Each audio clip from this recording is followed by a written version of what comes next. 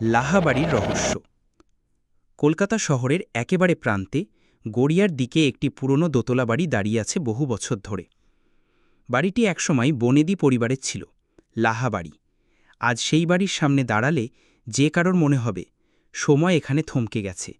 শ্যাওলায় ঢাকা দেওয়াল, ভাঙা জানালা আর মেঝেতে গজিয়ে ওঠা বুনো ঘাস যেন বলে দেয় এখানে বহু বছর ধরে কেউ বাস করেনি। কিন্তু আসল ভয়াবহতা বাড়ির ভেতরে। প্রতিবেশীরা বলে রাত নামলেই ভেতর থেকে শোনা যায় অদ্ভুত আওয়াজ, কখনো কারো কান্না, কখনো আবার ভেসে আসে শঙ্খধ্বনি বা মন্ত্রোচ্চারণ।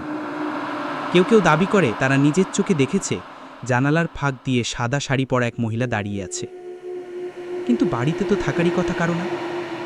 এইসব গুজব শুনে সাংবাদিক অভিজিৎ সেনের কৌতূহল বেড়ে গেল। তিনি একটি জনপ্রিয় নিউজ পোর্টালের ক্রাইম ও ইনভেস্টিগেশন রিপোর্টার। রহস্যময় ঘটনাই ছিল তার নেশা। ভূতের গল্পে বিশ্বাস করতেন না, কিন্তু এ ধরনের জায়গায় গিয়ে সত্য উদ্ঘাটন করা এই ছিল তার পেশা। একদিন অফিস থেকে তিনি দায়িত্ব পেলেন, লাহাবাড়ির রহস্য খুঁজে বের করতে হবে। এ খবর লিখলে পাঠক টানবে প্রচুর। অভিজিৎ একা যেতে চাননি, তার ঘনিষ্ঠ বন্ধু, ইতিহাসের শিক্ষক সায়ন্তন এবং ফটোগ্রাফার মেহুল দুজনকেই সঙ্গে নিলেন। পরিকল্পনা হলো এক অমাবস্যার রাতে তারা লাহাবাড়িতে ঢুকবেন। অমাবস্যার রাত, আকাশ মেঘে ঢাকা, চাঁদ নেই, তারা নেই। তিনজন টর্চ লাইট, ক্যামেরা আর ভেতরের রেকর্ডিং মাইক্রোফোন নিয়ে বেরিয়ে পড়লেন। চারপাশ নিস্তব্ধ, শুধু দূরে কুকুরের হাহাকার শোনা যাচ্ছিল।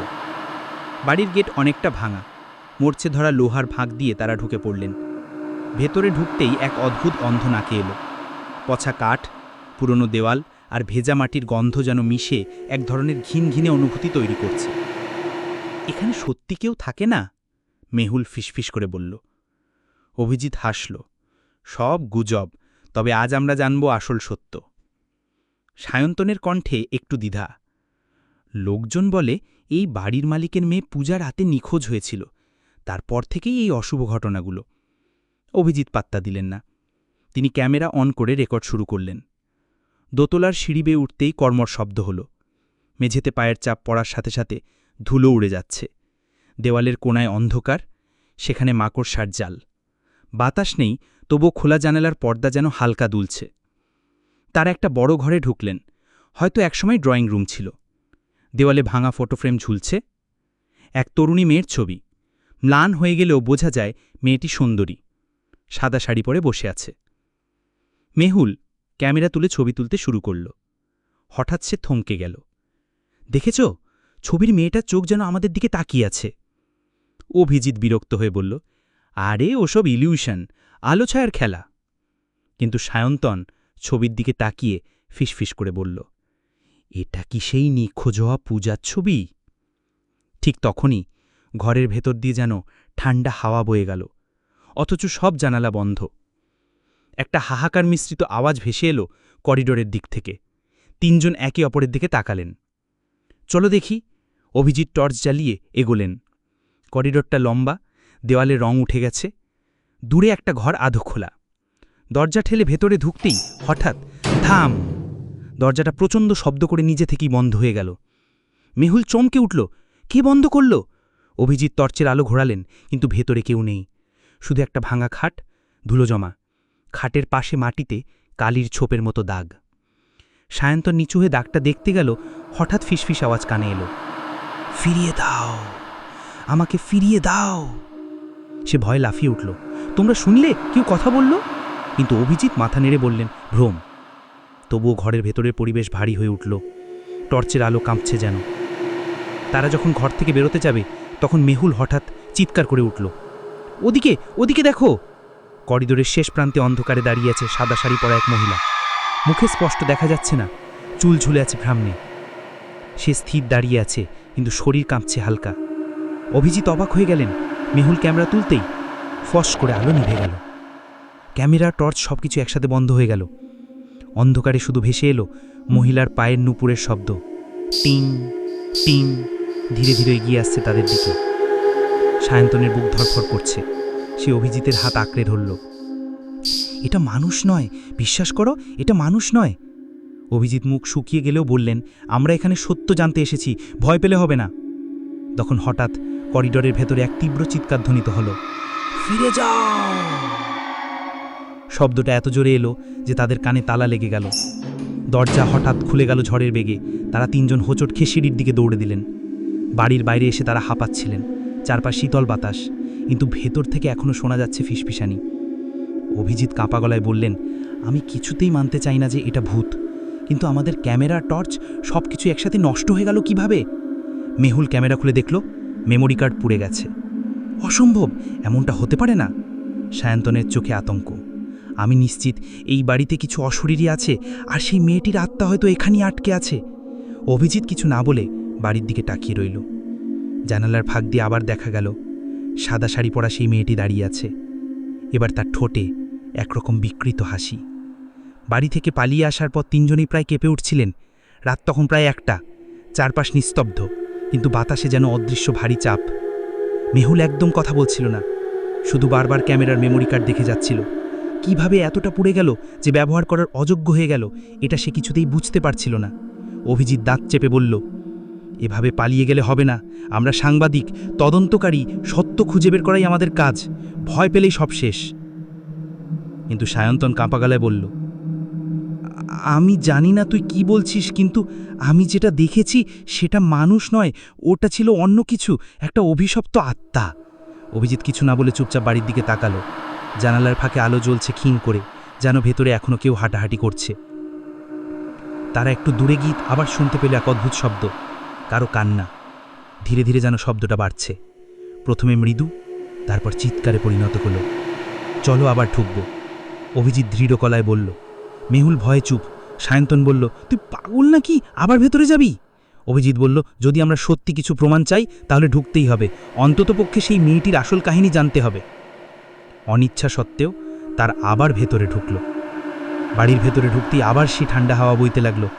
সিঁড়ির ধাপগুলোতে এবার যেন হালকা লালচে দাগ দেখা যাচ্ছে, রক্তের মতো। তারা ধীরে ধীরে দ্বিতীয় তলার দিকে উঠতে লাগলেন। হঠাৎই ওপরের করিডোরে টর্চের আলো ফেলতেই দেখা গেল একজন মহিলা হাঁটু মুড়ে বসে আছে, মাথা নিচু, চুল ছড়িয়ে পড়েছে। সে কাঁদছে। অভিজিৎ সাহস করে এগোলো।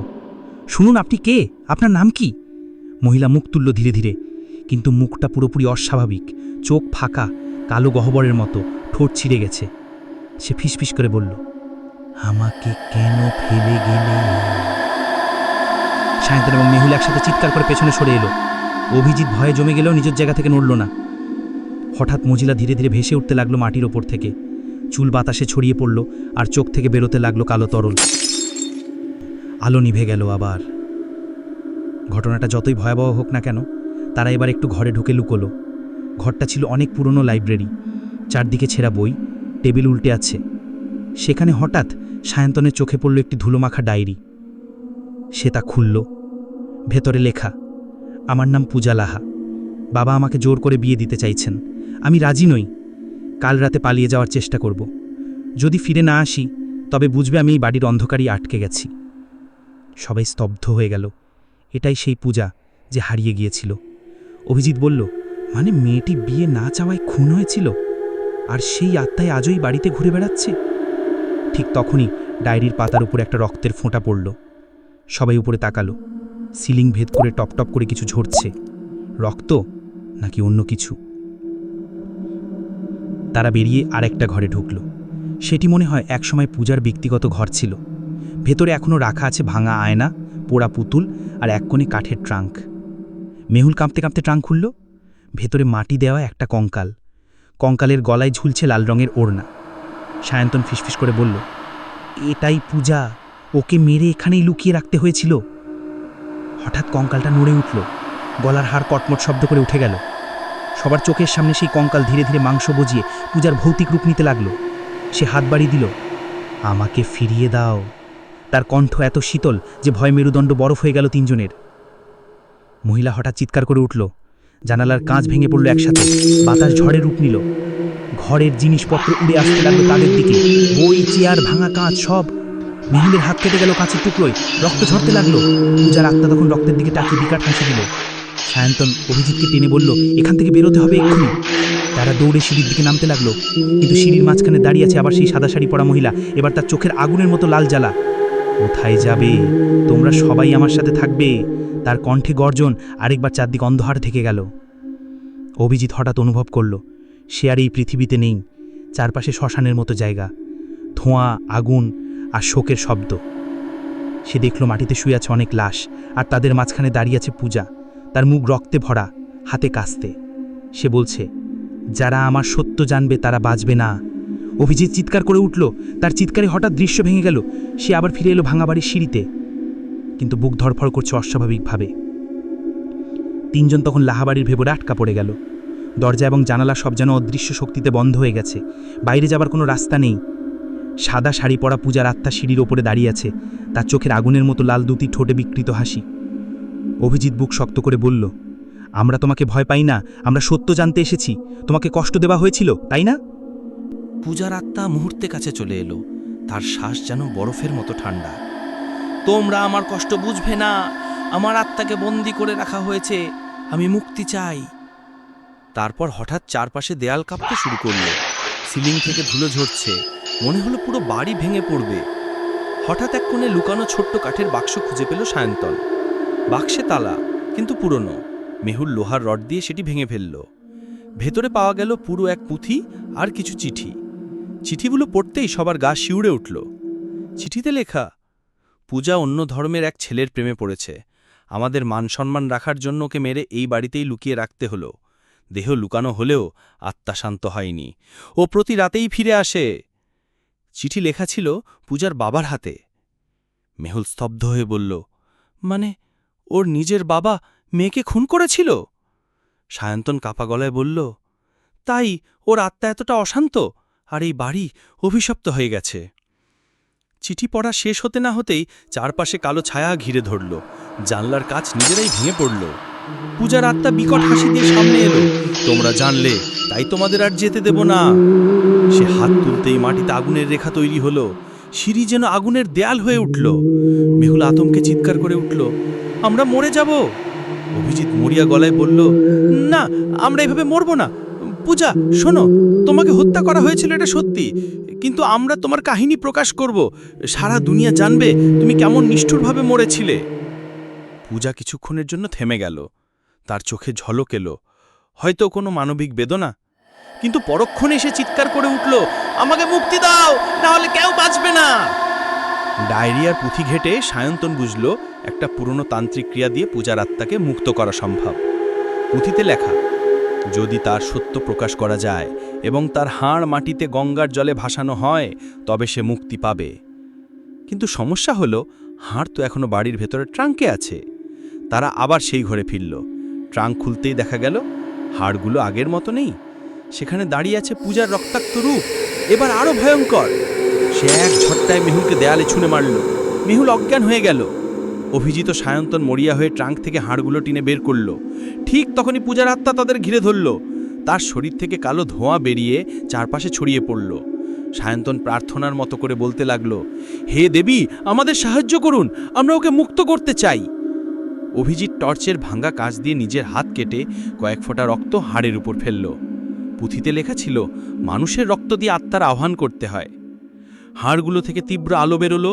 পূজা মুহূর্তের জন্য কেঁপে উঠল। পূজার আত্মা গর্জন করে উঠল, তোমরা আমাকে প্রতারিত করছো। সে সায়ন্তনের গলা চেপে ধরল। অভিজিৎ মরিয়া হয়ে হাড়গুলো তুলে নিয়ে জানলার দিকে দৌড় দিল। আকাশে তখন কালো মেঘে বিদ্যুৎ চমকাচ্ছে। অভিজিৎ জানলা ভেঙে হাড়গুলো ছুড়ে দিল বাইরে। বাড়ির বাইরে বয়ে যাওয়া ড্রেনে সেই হাড় পড়তেই আশ্চর্য ঘটনা ঘটল। বাতাস থেমে গেল। অন্ধকারের ভেতর থেকে পূজার চিৎকার ধীরে ধীরে মিলিয়ে গেল। তার রক্তাক্ত রূপ ফিকে হয়ে গেল। চোখের লাল ধুতি নিভে গিয়ে জায়গা নিল শান্ত দৃষ্টি। সে ফিসফিস করে বলল, ধন্যবাদ, তোমরা আমাকে মুক্ত করলে। এক মুহূর্তে সে মিলিয়ে গেল বাতাসে। বাড়ি নিস্তব্ধ হয়ে গেল। আর কোনো শব্দ নেই, কোনো কান্না নেই। মেহুল ধীরে ধীরে জ্ঞান ফিরে পেল। সায়ন্তন হাঁপাতে হাঁপাতে মেঝেতে বসে পড়ল। অভিজিৎ চোখ মুছে বলল, আমরা পেরেছি, পূজার আত্মা মুক্তি পেয়েছে। তারা তিনজন বাইরে বেরিয়ে এলো। গেট পেরোতেই ভোরের আলো ফুটতে শুরু করেছে। লাহাবাড়ি এখন কেমন শান্ত মনে হচ্ছে, যেন বহু বছরের ভারমুক্তগুলো। কয়েকদিন পর অভিজিৎ পূর্ণ রিপোর্ট লিখল। লাহাবাড়ির রহস্য উন্মোচিত শিরোনামে বেরোল খবর। সবাই জানতে পারল পূজা লাহাকে তার নিজের পরিবার সম্মানের নামে হত্যা করেছিল। তার অস্থি শান্তি না পাওয়ায় আত্মা ভৌতিক রূপে থেকে গিয়েছিল। খবর প্রকাশে আসার পর লাহা পরিবারের অবশিষ্ট সদস্যদের বিরুদ্ধে তদন্ত শুরু হল। কিন্তু গল্প এখানেই শেষ নয়। এক রাতে অভিজিৎ নিজের ফ্ল্যাটে বসে ল্যাপটপে কাজ করছিল। হঠাৎ মেলে একটা ছবি এলো। সাদা শাড়ি পরা পূজা জানলার পাশে দাঁড়িয়ে হাসছে। মেলের নিচে শুধু এক লাইন লেখা, তুমি আমাকে মুক্ত করলে, কিন্তু আমি এখনো আছি। অভিজিৎ হঠাৎ জানলার দিকে তাকালো। অন্ধকারে ভেসে উঠল সাদা পোশাকের ছায়া। তারপর ঘর নিস্তব্ধ হয়ে গেল। এখানেই শেষ হল আজকের ভয়ঙ্কর লাহাবাড়ির রহস্য। এমন আরও ভৌতিক আর রহস্যময় গল্প শুনতে সাবস্ক্রাইব করুন ছায়া স্টোরি ইউটিউব চ্যানেল। গল্প ভালো লাগলে অবশ্যই লাইক দিন, কমেন্ট করুন আর শেয়ার করুন আপনার বন্ধুদের সাথে। আপনাদের প্রতিটি লাইক আর কমেন্ট আমাদের নতুন গল্প বানানোর অনুপ্রেরণা।